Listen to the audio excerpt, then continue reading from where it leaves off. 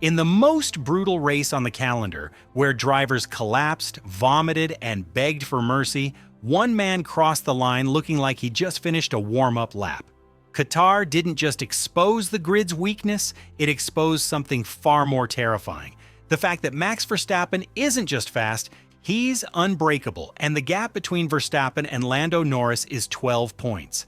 Not because Norris drove badly, but because Qatar became a survival test, and Verstappen didn't even feel the pressure. Qatar has always been a unique kind of punishment. The track itself is a physical machine designed to grind you down. Every corner is high speed, every straight is relentless, and there are no moments to breathe. Temperatures inside the cockpit soar past 50 degrees Celsius. The humidity traps the heat, turning the driver's suit into a furnace. Sweat stops evaporating. The body loses fluids faster than it can replace them. This isn't just a race, it's an endurance trial disguised as a Grand Prix. In 2023, it broke multiple drivers. Some fainted, some vomited, some needed medical care, and a few came dangerously close to losing consciousness. So when 2025 arrived, everyone expected the same story. A brutal race, a brutal outcome, and a grid that paid the price for pushing their bodies to the limit. Except something different happened. Max Verstappen didn't just win. He looked calm, comfortable, almost bored, and that's what shocked the paddock. If you think this was just a one-off, drop a comment with the race you think could actually challenge Verstappen. The moment the race began, the difference was clear. Other drivers looked like they were walking into a furnace. Their faces tightened, their shoulders tensed, their breathing became shallow. Every lap was a battle not just against the track, but against their own bodies. And then there was Verstappen. He sat in the cockpit like a man sitting in a quiet room, reading a book. His movements were minimal, his inputs were clean, his driving looked effortless. This is the first truth Qatar revealed. His driving style is built for efficiency, not drama. Max doesn't fight the wheel. He doesn't muscle the car through corners. He doesn't oversteer or wrestle the steering wheel like the rest of the field. His inputs are precise, small, and efficient. When the race becomes a high-G endurance test, those tiny efficiencies become huge advantages. When every other driver's arms, neck, and core are burning out, Verstappen's body stays calm because he's not wasting energy. He drives like he's on autopilot, and Qatar magnified that difference. While others were collapsing under the pressure, Verstappen was executing like a machine, but driving style alone isn't enough.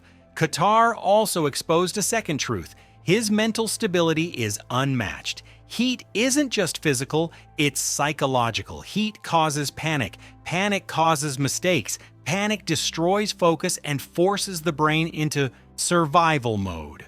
Drivers have admitted that Qatar triggers moments of fear, where they feel like they might faint or lose control. And yet, Verstappen didn't panic. Even when his body was suffering, his mind stayed detached. He talked after the race like the conditions were difficult but manageable. That word, manageable, is something no other driver dared to say.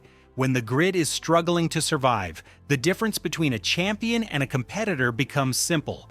Who can stay calm when everything else is burning? Then comes the third truth. His training is built around controlled suffering. Verstappen's conditioning isn't about traditional endurance. It's not about being able to run long distances or lift heavy weights. It's about training under extreme stress, low hydration, and high heat, conditioning the mind and body to accept discomfort as normal.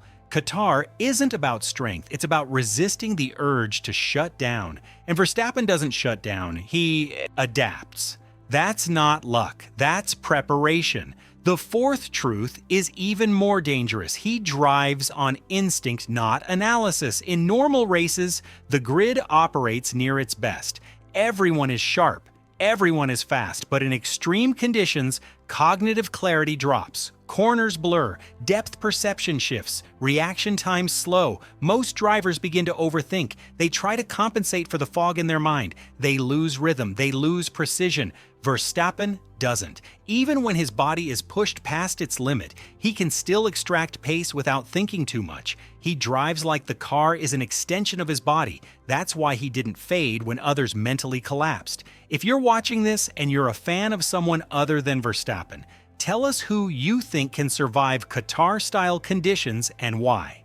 The fifth truth Qatar revealed, one that isn't talked about enough: his pain tolerance is off the charts.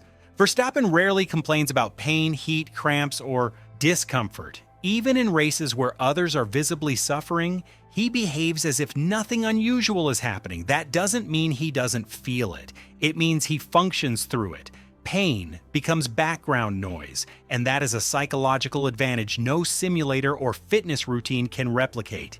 Then you look at race execution. While other drivers were fighting dizziness, numb hands, fading vision, Verstappen was calmly adjusting brake balance, managing differential settings, and controlling tire degradation. He remained in strategic mode while others were in survival mode. That separation between physical suffering and mental clarity is incredibly rare, and it's exactly why Max is becoming untouchable on the most difficult circuits. His body might struggle, but his mind doesn't break. So what does this mean for the rest of the 2025 season? Qatar wasn't just another win, it was a warning. It showed that Max isn't just the fastest driver, he's the hardest to break. There is no scenario where he becomes vulnerable. Not in cold races, not in rain, not in humidity, not on high-speed endurance circuits. Qatar proved that you cannot beat Verstappen by pushing him into extreme conditions. In fact, the more extreme the race becomes, the more dominant he looks. That's the scary part for McLaren, Ferrari, Mercedes, and Aston Martin. Because what beats most drivers is heat, exhaustion, suffering, and physical collapse. But none of those things beat Verstappen. If anything, those environments widen the gap. Races like Qatar, Singapore, Miami, Malaysia, these are the circuits drivers fear. But Verstappen thrives in them because he doesn't burn unnecessary energy, he doesn't panic, he doesn't mentally fade, and he doesn't lose precision under fatigue. If you want to see who will win the championship, don't look at the fastest car.